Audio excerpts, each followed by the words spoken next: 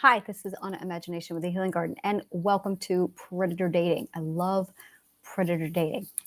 In Predator Dating, it's basically a place where I step back and teach you everything about toxic dating and toxic relationships that you possibly can think of.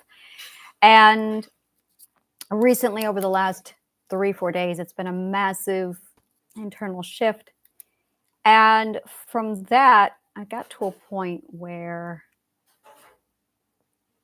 I was finally able to identify something that I've been dealing with for 2 years called an energy relationship. Energy relationships are a completely different creature than the relationships we are used to experiencing in the patriarchy. And what happens a lot of times is you end up you are somebody who is in a relationship dater. You are very much, or I'm sorry, you are an energy dater. You are completely focused around the concept of an energy relationship where it feels good, it feels right. If it gives you joy, it's a go.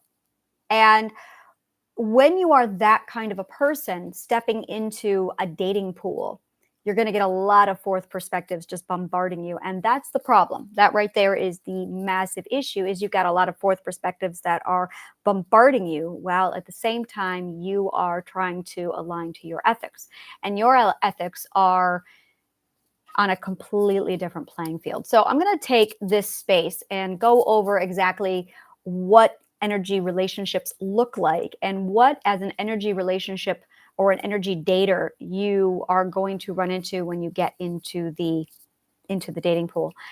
And a great way to start is the labels like wife and husband. They don't feel good to you. They do not. They immediately mean X and have a certain expectation attached to them. And none of your expectations fit into the concept of a husband or a wife. And this could be something as simple as either your gender doesn't match those descriptions or the role that they are assigned. A wife is very submissive in a nurturer role. A husband is the provider and is usually in a male role. This is usually monogamy. There's a lot of expectations. So when you start pulling apart the concept of husband and wife or man and wife, you're suddenly pulling apart this concept of, well, what would feel like to a ninth perspective is slave ownership, where there's very much somebody in charge and the other person has to do as they are told. So that the partners, the husband wife duo inside the patriarchy system, is very much taking on a role as almost a parent child rather than an equal romantic relationship or a partner. When you get over into the fifth, sixth, seventh, eighth, especially the seventh, eighth, ninth perspectives, you see the relationships become less of a parent-child role and become more of an equal partner role with equal autonomy, equal independency. And now you get into the world of nonconformity and polyamory, swinging and things like that. Polyamory is one of the first things to introduce itself when you start to cross over into the sixth, seventh, eighth, ninth perspective. You might start with opening up your relationship. And the reason why is because once you gain autonomy in the fifth perspective, that opens up the door for a massive amount of other things to come in. And those other things that come in are things like, oh, I can self-govern now, which means I can explore multiple sexual partners rather than just remaining with one. Oh, I'm now have autonomy and authority. So now I can see where I have different needs that require different partners. Or it's just the open-mindedness where you seek the freedom. Or the other problem, well, the other characteristic, and this was my particular problem when I lived in a fourth perspective, is I'm very whimsical. So if it feels good and if it feels right, I do it. There's no questions asked. And being inside in a conformist patriarchy, where that whim could hit at any minute, I had to choose between being loyal to the self or being loyal to a marriage contract. Now, my first marriage, I signed a marriage contract. The second one, we were handfasted. 1 year, and that was it. And in my mind, as far as I was concerned, I was handfasted for 1 year, and that was the end of it. And I made that very clear to him. It was something that in my brain was absolutely followed by the traditions. I wanted to do a sample wedding. So there was no contract signed. It was a hand fasting, and it was made clear that it was for 1 year. And the whole relationship had a different energy to it. I was able to play around with hand fasting and experience a hand fasting in comparison to the patriarchal marriage. And while the hand fasting was still less restrictive, it was still too restrictive for me, maybe in part because of the partner I had. When I moved on to the third relationship that I had, it was very much an energy relationship, but it was done at a time when I had no idea what an energy relationship was. So for 2 years, we spent a lot of our time going, what is this? This is something really different. And neither one of us could figure it out. He was very laid back with whatever it is. And that is very much the whim. It is if it feels good, if it feels right, and if it gives you joy, you do it. And there's never a question of whether you should or shouldn't based on the comfortability of other people, not based on the ethics of your own ethics, but the comfortability of other people. And when you start structuring your mindset around if somebody else is comfortable, you start putting glass ceilings on yourself. You start putting yourself in a box to accommodate all the discomfort from all over the world. The problem is somebody's going to be uncomfortable somewhere. This is a revolution. We've got to offend somebody, damn it. And when you are absolutely honed into that kind of a lifestyle where you are fully equipped with your concept of, okay, it's a whim. I'm very much a whim dater. I'm a whim liver. I'm a whimsical lifestylist. And that's exactly it. I am a whimsical lifestylist. And if it feels good and if it feels right and if it gives me joy, the answer is going to be yes. I don't consult with a partner until later, which puts me in the category of, you could say, solo poly, which is pretty much where I am right now, where I'm wrapping my head around this going, okay, that would be something that would fit me, that would absolutely resonate with me. Now, stepping into the dating apps and the energy pool, you're going to get a lot of those fourth perspectives who expect loyalty, commitment, husband and wife.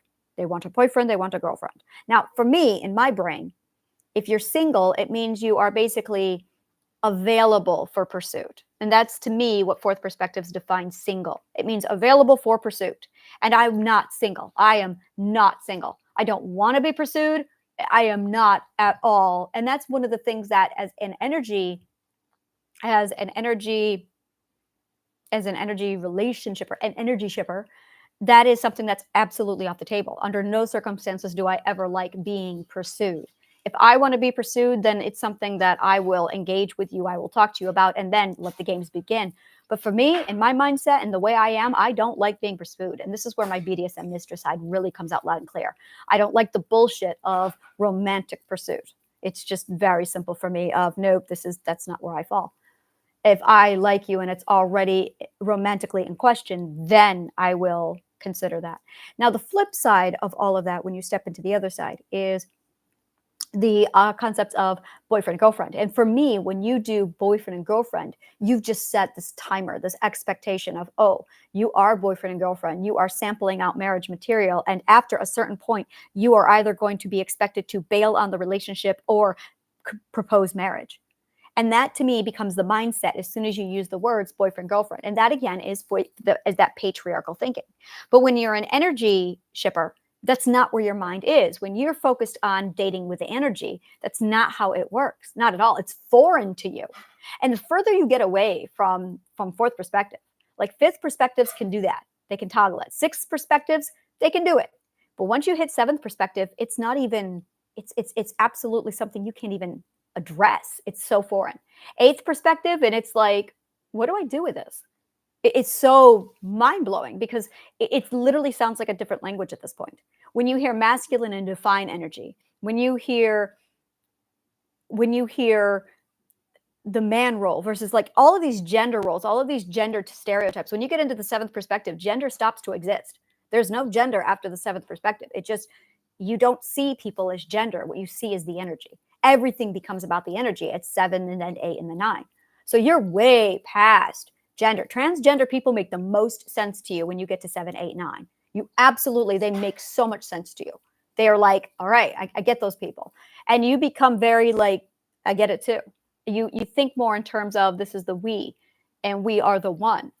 And you think more in that embodiment. It's extraordinary. It's absolutely extraordinary. But when you then turn around and go to a dating app and suddenly you're in the middle of a conversation where someone's asking you if you're married, it's confusing. It's absolutely confusing. So just keep that in mind that if you are of the 7th, 8th, 9th perspective, dating is going to be absolutely challenging for you. One of the things that I absolutely want to do, and I will be putting this together, is basically a an event where it's basically a live mingling event. It's not going to be on live, or it's not going to be online. It's absolutely going to be an in-person event where if you are interested in hooking up, so to speak, then it's basically a dating event where you can meet other like-minded people, 7, 8s, 9s, and it absolutely, there's going to be a lot of different things that I do. I'm planning on doing like a mixer, and then something later where there are the events and the Anna's Elite that I'm going to be putting together. So that's something that's coming. Yeah, I think that's everything for now. So if absolutely, if you love shit like this, subscribe to the YouTube channel. Take a look at the link below. If any of this resonated with you and you want to learn more, click on the link below and let me know which video you watched, what resonated with you, and we will be in touch. And take a look at my Linktree account. It shows everything you need on the Healing Garden. It's all right there. There's going to be a few pages that are kind of bare because I'm in the process of working on those, but take a look at those. See what you can come up with. Thank you so much, and may the kindest of words always find you.